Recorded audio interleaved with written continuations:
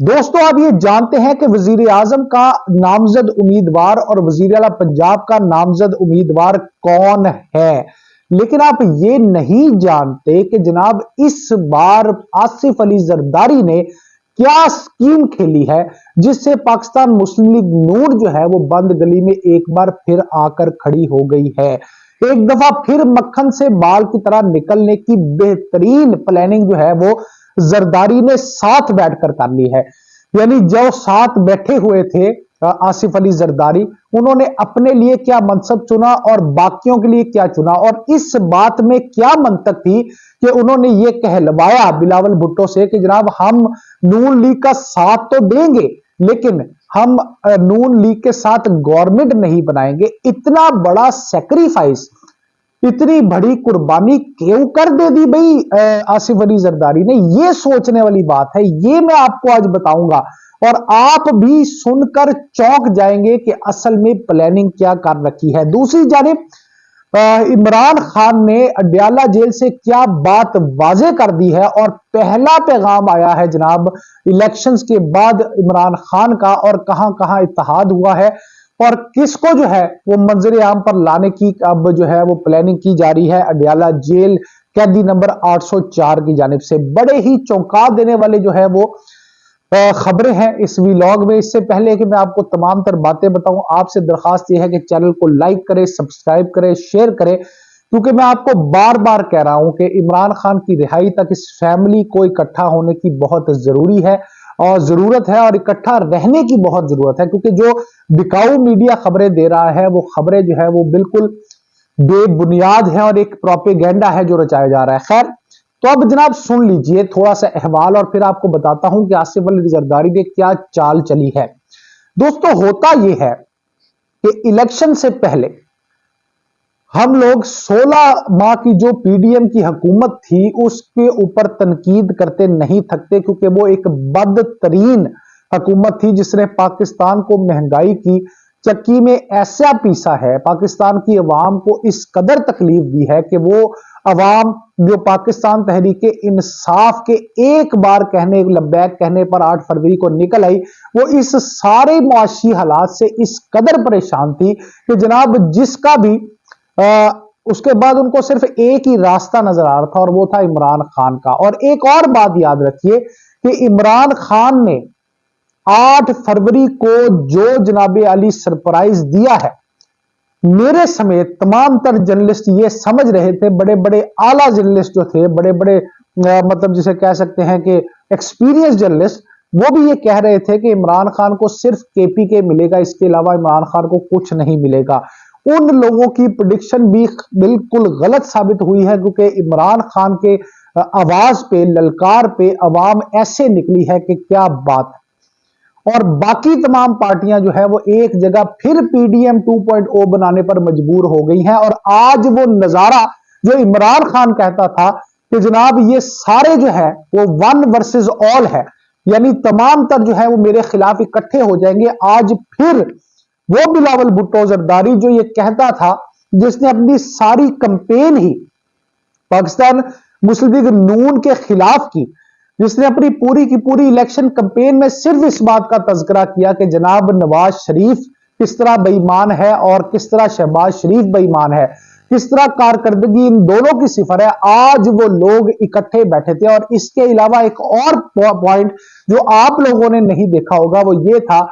कि पीडीएम बनाने वाला जो था वो मौलाना फजलुर रहमान था, और आज जब इनके मफादात आपस में इकट्ठे हो गए और मौलाना फजलुर रहमान के पास कुछ नहीं बचा तो उसको भी मक्खन में से बाल की तरह निकाल कर बाहर फेंक दिया गया, या चाय में से जिस तरह मक्खी को निकाल के बाहर फेंक दिया जाता है, इस तरह मौलाना डीजल को भी इसमें से इस सारे मफादात के जो घन चक्कर है इसके अंदर से निकालकर बाहर फेंक दिया गया। आज की जो मुलाकात थी उसमें बड़े चौंका देने वाले मामला सामने आए, और वो ये सामने आए कि पहले आप देखें कि क्या हुआ कि पहले बिलावल भुट्टो जरदारी जो है वो एक प्रेस कॉन्फ्रेंस करते हैं और उसमें कहते हैं कि जनाब हमें तो नून लीग से कोई हुकूमत नहीं बनानी उनके साथ मिलकर, लेकिन हम उनका साथ देंगे। इसका मतलब है कि हमें वजारतें नहीं चाहिए, हमें कोई किसी किस्म की कोई जो है वो चीज नहीं चाहिए, लेकिन हम जो है वो हुकूमत के लिए पाकिस्तान मुस्लिम लीग नून का साथ देंगे। यानी अपने उस बयानिए की बिल्कुल नफी, जो बयानिया वो पिछले 2-3 महीने से कैंपेन्स में बेच रहे हैं। ठीक है जी। इसके अलावा एक जो बड़ी बात वो ये थी कि जनाब सदर पाकिस्तान जो है वो सदर जो है वो आसिफ जरदारी होंगे, और पाकिस्तान मुस्लिम लीग नून का जो वजीर आजम है वो शहबाज शरीफ होंगे, जबकि वजीर आला पंजाब जो है वो मरियम नवाज शरीफ होंगी। अब ये बातें तो आपको पहले ही पता है। अब आप ये समझें कि इतना बड़ा सेक्रीफाइस जरदारी ने क्यों किया। इस हालत में सियासी अदब इस्तेहकाम का शिकार इस वक्त है, तो जनाब ये लोग इस कैपेसिटी में है ही नहीं,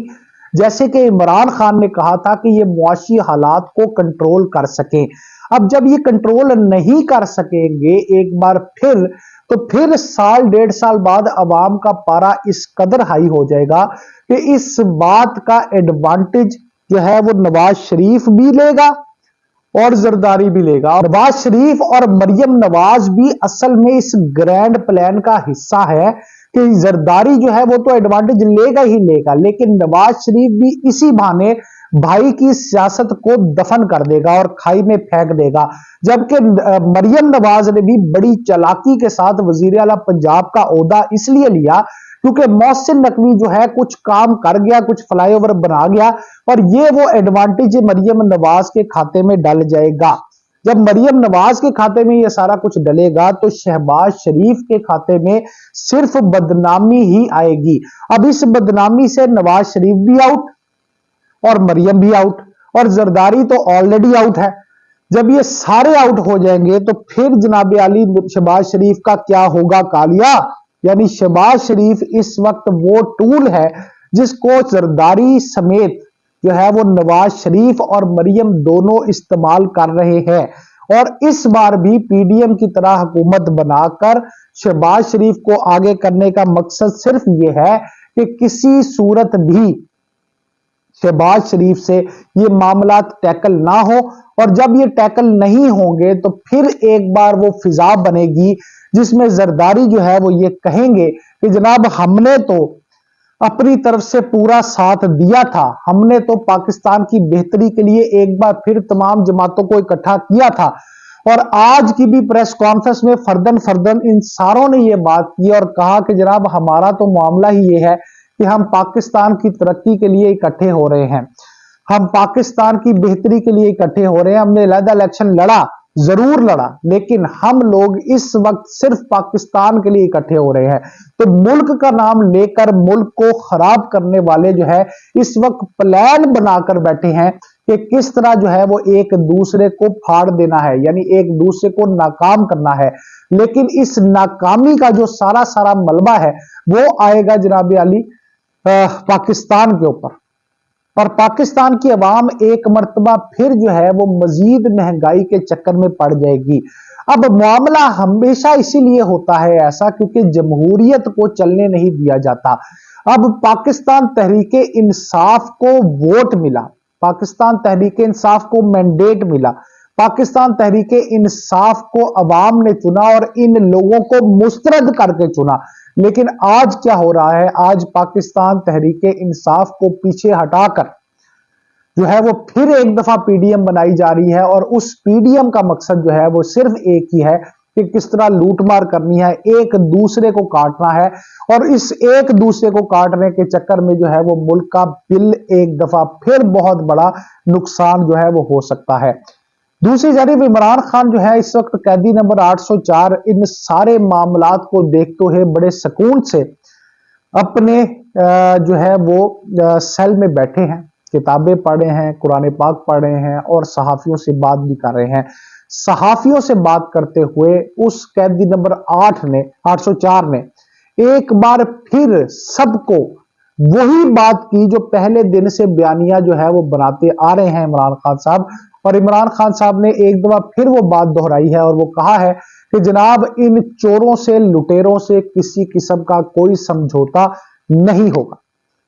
ना कौमी असम्बली में ना सूबाई असम्बलियों में इन चोर और डाकुओं के साथ नहीं बैठा जाएगा। वो आज भी अपने बयानिए पर अड़ा बैठा है और उसने फिर ये कहा है कि जनाब केपी के अंदर उन्होंने जमात इस्लामी के साथ इत्तेहाद किया है ताकि जो है उनको मखसूस नशिस्तें मिल सके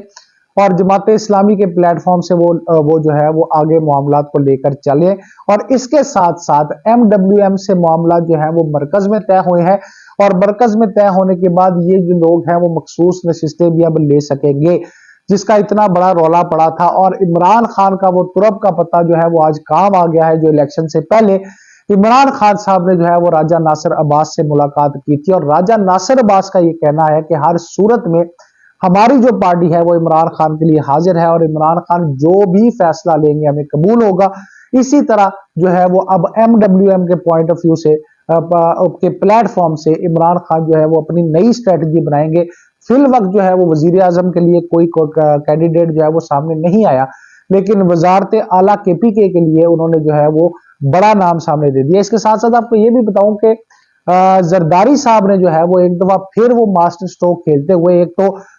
शीन को बदनाम करने की कोशिश करनी शुरू कर दी है और नून लीग को भी। और ये गैर फितरी इत्तेहाद, मैं बड़े दिनों से कह रहा हूं कि ये गैर फितरी इत्तेहाद ज्यादा देर तक नहीं चलेगा और जो 3 साल और 2 साल का फिनोमिना था ना, ये बिल आखिर होकर रहेगा, क्योंकि पीपल्स पार्टी ने पहले उस मुश्किल दौर से नून लीग को जलील करवाना है और उसके बाद जो है वो आकर खुद बैठ जाना है। ये प्लानिंग जो है वो पीछे कर ली गई है। लेकिन इसके साथ साथ आप ये देखिए कि बलूचिस्तान पर भी पाकिस्तान पीपल्स पार्टी का कब्जा रहेगा और इसके साथ साथ सिंध पर भी पाकिस्तान पीपल्स पार्टी का कब्जा रहेगा, सदारत भी उनके पास रहेगी। तो असल में जो लूज कर रहे हैं वो पाकिस्तान मुस्लिम लीग नून है और ये PDM जो है वो बड़ी गैर फितरी इत्तेहाद की वजह से एक दफा फिर चिकनाचूर हो जाएगी। लेकिन सारे का सारा फायदा जो है वो आसिफ अली जरदारी फिर से उठा जाएंगे। लेकिन यहां पे एक बात बड़ी जरूरी है और वो ये है कि इमरान खान की अब अगली चाल क्या होती है, क्योंकि